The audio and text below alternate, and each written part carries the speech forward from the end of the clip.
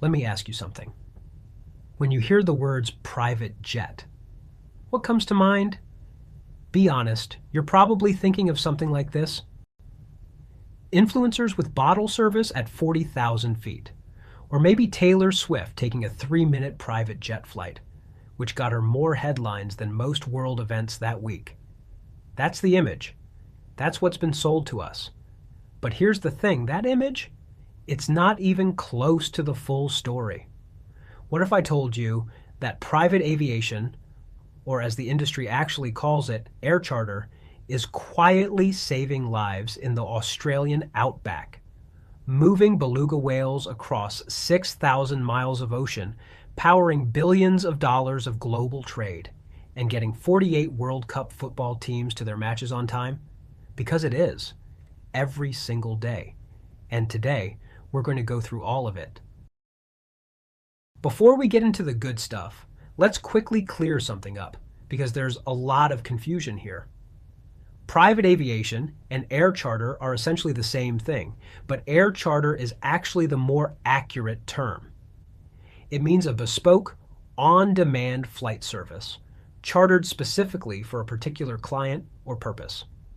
You're not buying a seat, you're booking the whole aircraft, customized entirely to your needs. Now, most people assume air charter is almost entirely rich people flying for fun. And look, that does exist. Personal leisure flights are a real part of this market. But here's the stat that surprised me when I first came across it. Personal leisure use actually accounts for less than a third of all charter flights. The biggest slice at 41% is business travel. And beyond that, there's cargo, medical, humanitarian, and sports. All of it flying under the radar of the public, while the celebrities get all the attention. So let's go through each one, starting with the one that I think matters most. Let's use our imagination for one moment. Imagine you're seriously injured, and the nearest hospital is hundreds of miles away across one of the most remote landscapes on Earth. That's not a hypothetical for millions of Australians. Australia covers 7.7 million square kilometers. To put that in perspective, that is roughly the same size as the continental United States. And within that vast, largely empty interior, more commonly known as the outback, there are just 5 hospitals serving an area 56 times the size of Switzerland. Switzerland, by the way, has 276 hospitals. So what happens when someone in the outback needs urgent medical care? Enter the Royal Flying Doctor Service. The RFDS is one of the largest aeromedical organizations in the world, and it operates 24 hours a day, 7 days a week, entirely on a charter model.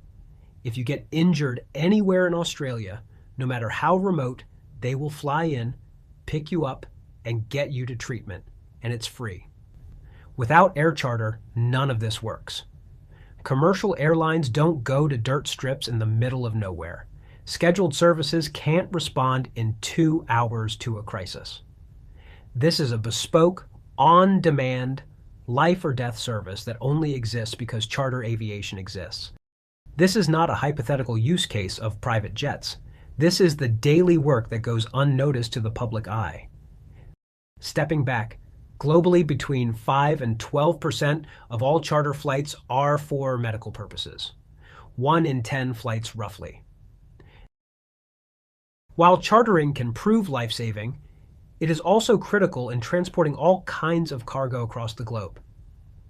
Most people's mental image of cargo transport is a container ship slowly crossing an ocean. And for most goods, that's exactly right. But there's a whole category of cargo that cannot wait weeks on a ship. It is time-critical, temperature-sensitive, oversized, or just completely unique shipments that need a dedicated solution. That's where charter comes in. Many cargo airlines provide dedicated charter services, but let's take a look at only one example. Cargolux operates one of the most important cargo charter fleets in the world, built around the Boeing 747 freighter. These aircraft have a nose that swings open like a door, which means they can load cargo that is oversized or difficult to navigate through a traditional cargo door. In June 2019, Cargolux flew a Boeing 747 freighter to transport two beluga whales, named Little Gray and Little White, from an aquarium in Shanghai, China, to the world's first open water beluga sanctuary in Iceland. Think about the logistics for a second. Each whale was individually lifted onto a custom-designed stretcher, measured to their exact physical dimensions. They were placed into specially built water-filled transport containers, and a team of global veterinary experts flew with them on board to monitor their health throughout the entire 12-hour flight. Now, this is obviously a remarkable and slightly absurd story, but it illustrates something important about what cargo charter actually is. It's not just boxes on a plane. It's the only form of transport flexible enough to solve problems that have never been solved before. Custom containers, bespoke routing, a veterinary team at 35,000 feet. Let's come back down to earth and talk about business, because this is the single biggest driver of the charter industry. The United States alone has over 15,000 registered charter aircraft and more than 2,200 charter operators.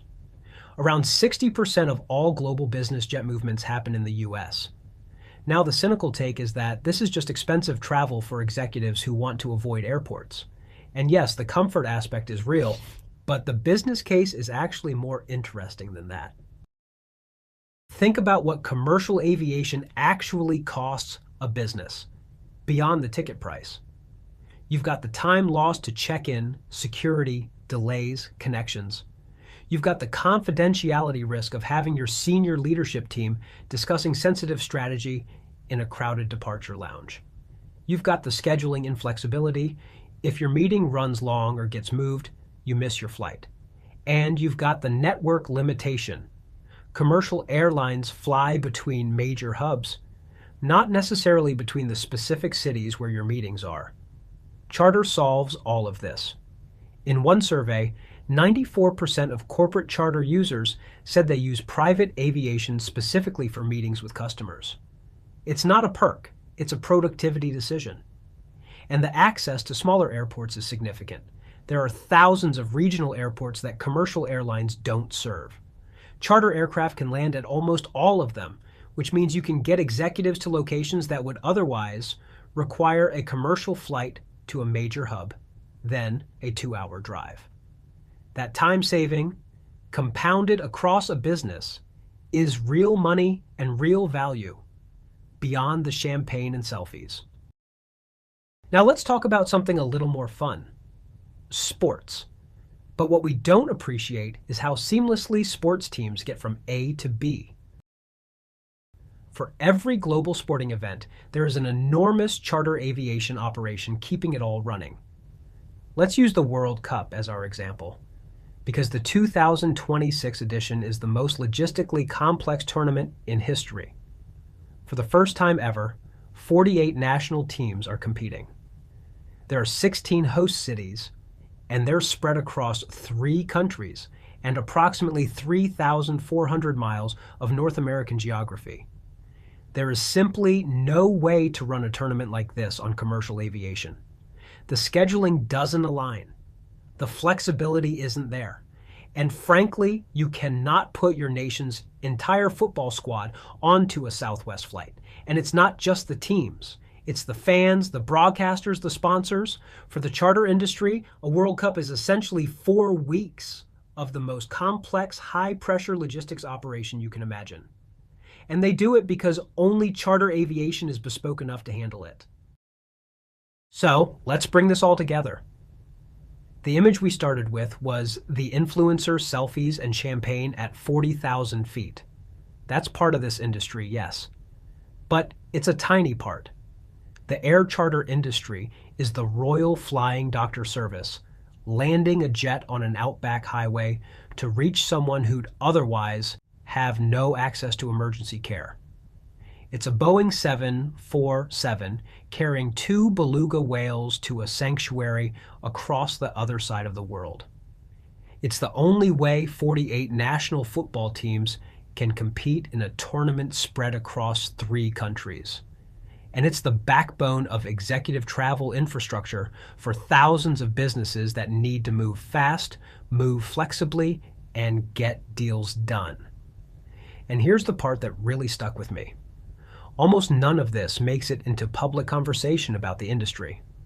The word charter still conjures up one image, but the reality is it's an industry doing some of the most logistically sophisticated, economically significant, and genuinely life-saving work in global aviation.